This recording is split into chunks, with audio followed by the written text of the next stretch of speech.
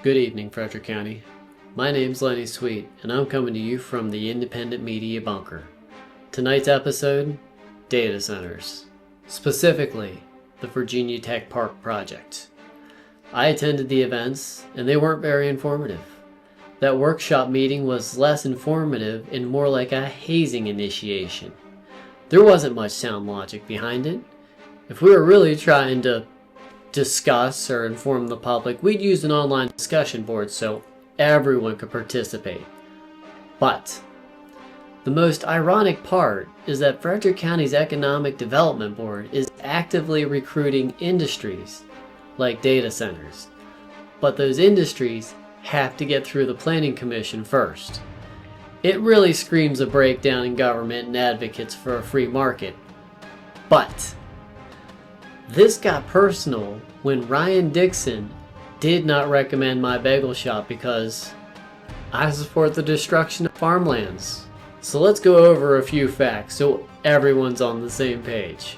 Will the data center make noise? Yes, but more noise than the existing highway? No. Will the data center have emissions? Yes, but again, in perspective, will it make a significant increase in current emissions? No. In 2024, VDOT said that more than 66,000 vehicles go through this exit every day. Every day, 66,000 vehicles. Hard truth, the data center is willing to install landscaping trees which would reduce noise and emissions if approved. These homes would be less exposed to noise and emissions if the project gets approved. Now, let's talk about water because previously I wasn't fully informed. It turns out Frederick County has a robust water system. They have a backup agreement with Winchester for 2 million gallons a day, but they're primarily playing the well and reservoir game, which is essentially what the Shenandoah River is, a collection of tributaries that drain down. Between Frederick County's rain quarries and reservoirs and wells, they can supply 6.5 million gallons of water per day, with the option to purchase another 2 million gallons of water from Winchester per day. That's a lot of water.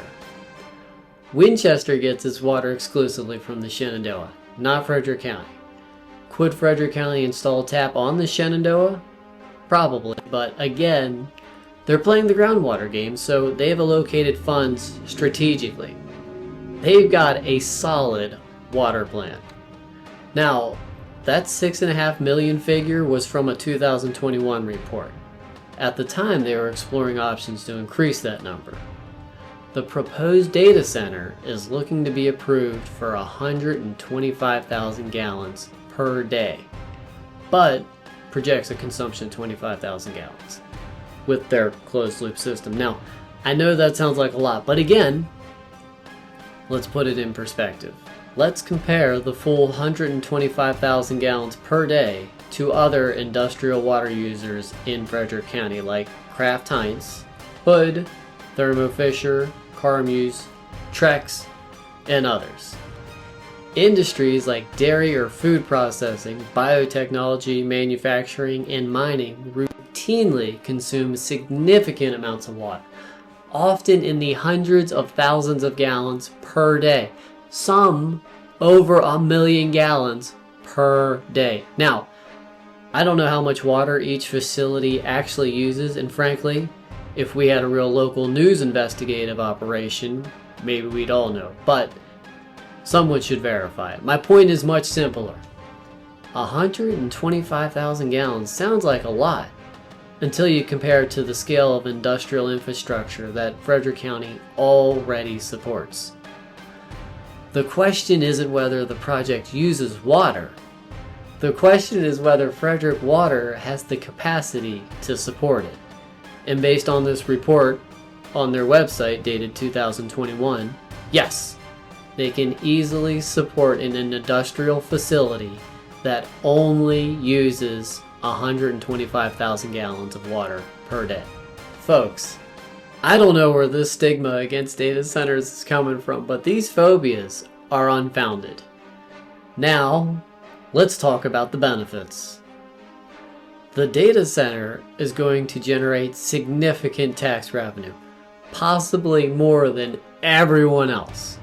But even more important, it's going to bring industry. AI, cybersecurity, cloud computing, software development, and my personal favorite, digital media all depend on data. To oppose a data center, well, that would be like California saying, we don't want to be wine country. Or Detroit saying, we don't want to build cars. Or Hollywood saying, we're tired of making movies. Forget about it. It's called competitive advantage, and Virginia's got it for data centers. By Lord, we've got it. It's nothing to be ashamed of. All things considered, data is a hot commodity. This is a big opportunity for us as a community. Apples may have built this town, but we're not the Apple capital anymore, which brings me back to my opening point. Ryan, God bless you, Dixon, if that is your real name. Who do you think is selling the land for the proposed project? That's right, Ryan. It's the farmer. It's the legacy that built this town in the 60s through the 80s, and they're wondering what's the best possible scenario for this old farmland. Put yourself in their shoes, Ryan. They haven't farmed this lot in decades. Every year they probably have to mow it a few times and pay taxes on it. They have no plans to ever farm it again, and I don't think they're hard up. They're just ready to let someone else do something with it. So what's the best option for this property? Ryan, which one of these industries would have the least impact and bring the biggest reward to the community? Now go ahead and take a look at Frederick County's economic development's key industries. Right there. Boom. And if we take a look at Frederick County's 2035 comprehensive plan, here. Listen, folks, if you ask me, this is a square peg in a square hole scenario. This isn't some knucklehead with a circle peg going, look, I can fit it through the rectangle hole. This is a square peg in a square hole scenario. It's a perfect fit. 100 years ago, opportunity may have looked like a tobacco field or an apple orchard. Today, opportunity looks like digital infrastructure. The question isn't whether the future's coming. The question is whether Frederick County wants to be a part of it, and that's why I support this project.